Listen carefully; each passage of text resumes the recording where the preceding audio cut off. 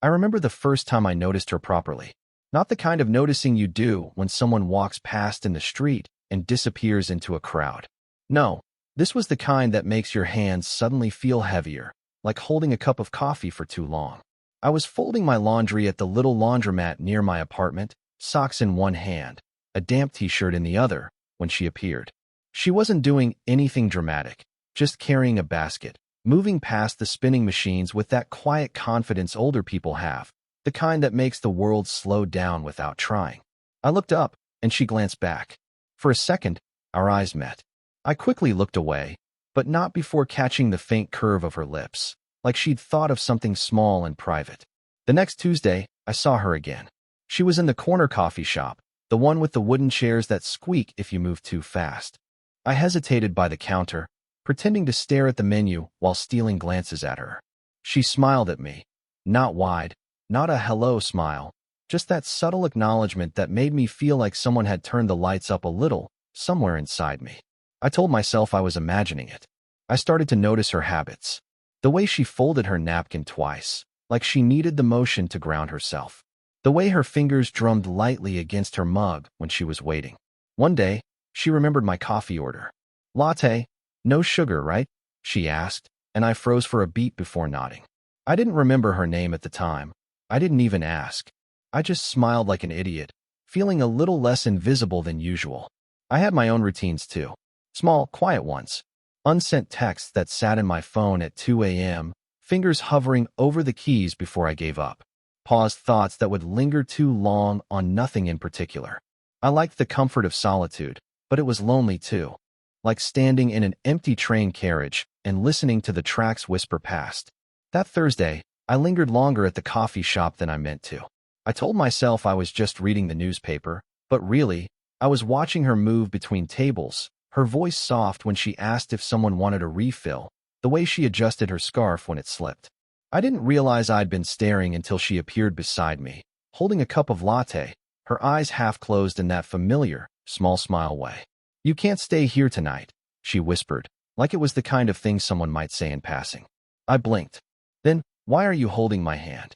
My voice came out quieter than I wanted, almost swallowed by the hum of the espresso machine. Her fingers lingered in mine just a second too long, warm, grounding, impossible. And then she let go, a small, almost imperceptible shrug, and walked away. I sat there, latte cooling in my hand, feeling a kind of ache I didn't have words for. I noticed her scarf, half falling, her shoes just a little scuffed at the edge of the rug, all the tiny details I wanted to memorize. I wanted to follow, to ask, to do something, anything, but I didn't. I just sat, folded my napkin twice like her, and stared at the table, wondering if I'd ever see that hand again, if the next time she smiled, I'd know what it meant. Then my phone buzzed. A text from a number I didn't recognize. "Meet me at the corner of 5th and Maple in 10 minutes. Don't be late."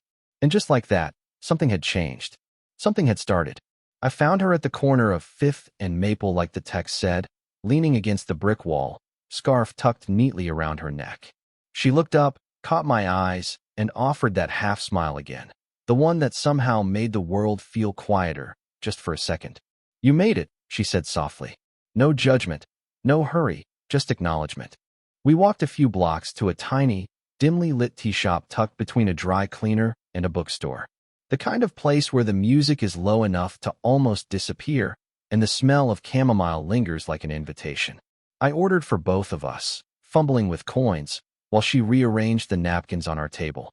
Her fingers brushed mine once as she passed, just a brief, accidental touch, but I felt it all the way to my chest. She talked a little while we waited for tea. Not about anything big, not yet. Just small things. A book she'd been meaning to finish, a song she liked as a kid, the way her old dog would always sleep at the foot of her bed. I tried to match her openness, offered a memory of my own, a messy childhood summer in a rented cabin, the kind that smelled like firewood and pancakes, and she nodded, listening like it mattered. I knew there were boundaries we shouldn't cross, but I didn't want to think about them. Her age, my uncertainty, the way the world might notice if we lingered too long. These were heavy shadows I didn't invite, but they hovered anyway. And yet, the silence between us was easier than talking sometimes, a comfortable friction. When the tea arrived, we poured for each other. I fumbled and spilled a little on the edge of the cup. She chuckled softly, a dry, observational laugh that made me feel caught and forgiven at the same time. I wanted to say something clever, but all I did was brush at the spill and watch her eyes, which had that strange, steady warmth that made my chest tighten. We sat like that for a long time, sipping tea, listening to the small noises of the cafe, the clink of spoons, the scratch of pen on paper, a clock somewhere ticking too loudly. My mind wandered, imagining what it would feel like to reach out and rest my hand over hers again, to ask a question I wasn't ready to speak. And in the same moment, a wave of guilt.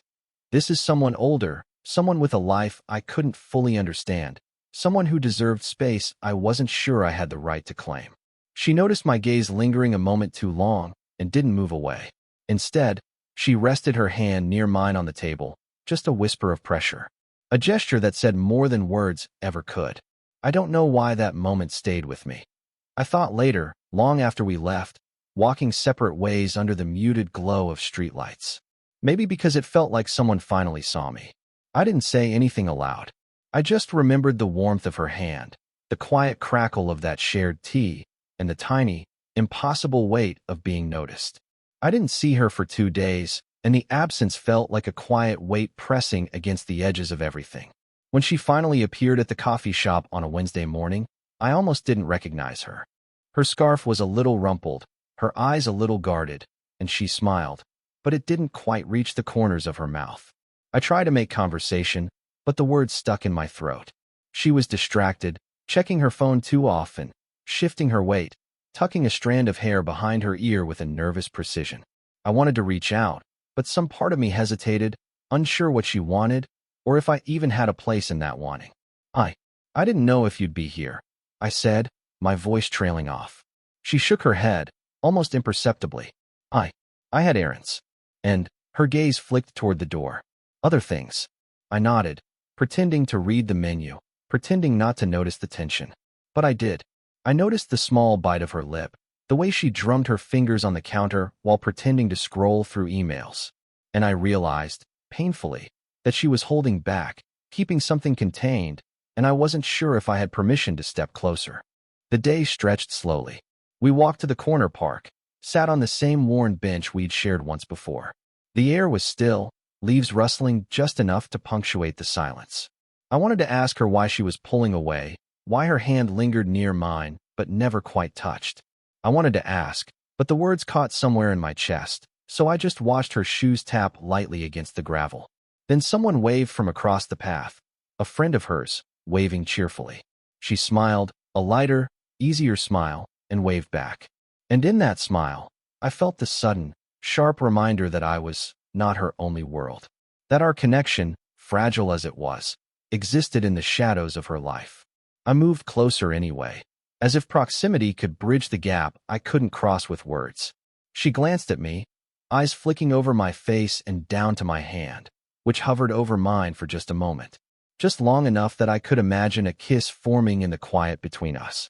Her hand twitched almost imperceptibly, like she considered letting it rest in mine, but didn't.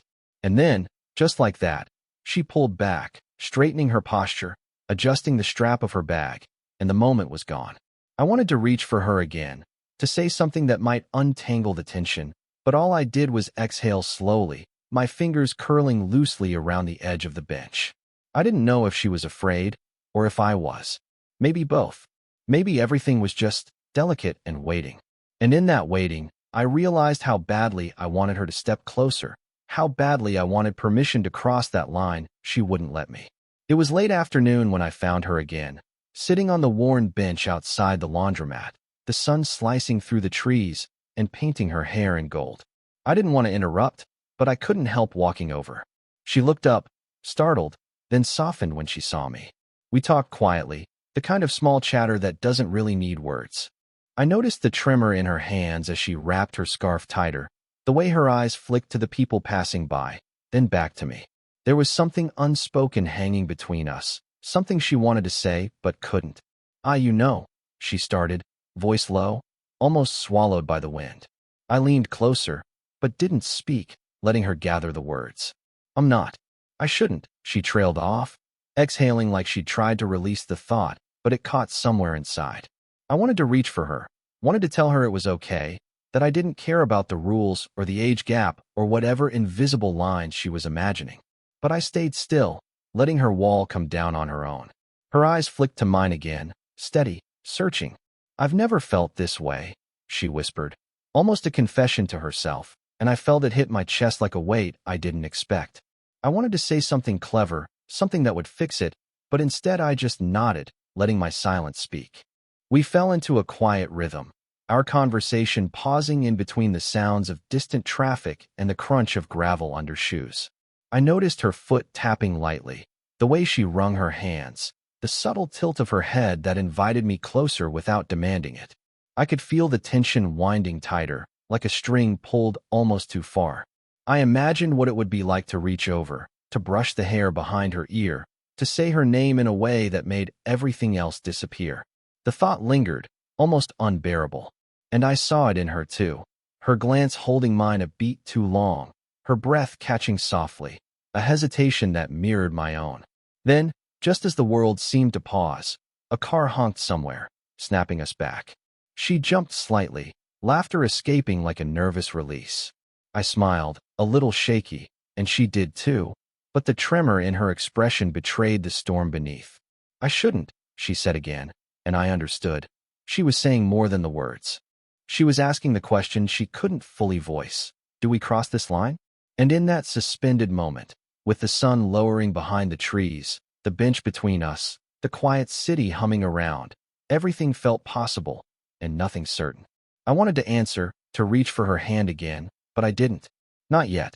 Because the question hung there, unspoken, heavier than anything either of us could admit. I didn't see her for a week. Not a text, not a call, not even a flicker of her in the coffee shop where she usually worked her quiet magic. I wandered past the places we'd shared, half expecting her shadow to appear in a doorway, and half wishing it wouldn't. When she finally reappeared, she was distant. Her laugh didn't reach her eyes. She sipped tea slowly, her fingers wrapped around the cup as if it could anchor her to something real. I tried to sit close, to bridge the space, but she leaned back, adjusting the scarf at her neck, and suddenly the warmth we had felt only days ago seemed like a memory from someone else's life. I had to deal with something," she said after a pause, eyes on the steam rising from the cup. "Things I didn't. I couldn't tell you before." I nodded, unsure if I wanted to press, unsure if I'd survive knowing. The silence stretched. I felt myself shrink, trying to read the small signs in her gestures, the subtle tilt of her head, the way she avoided my gaze, the quick glance at her phone. And then it came out in fragments, like pieces of a puzzle I wasn't ready to solve. A child, a messy divorce, late-night responsibilities that weren't mine, ex-partners who still lingered in the corners of her life. Each word hit me, a gentle but relentless tide, pulling me away from the fragile bubble we'd built. I tried to speak, tried to make sense of it all, but the words died before leaving my mouth.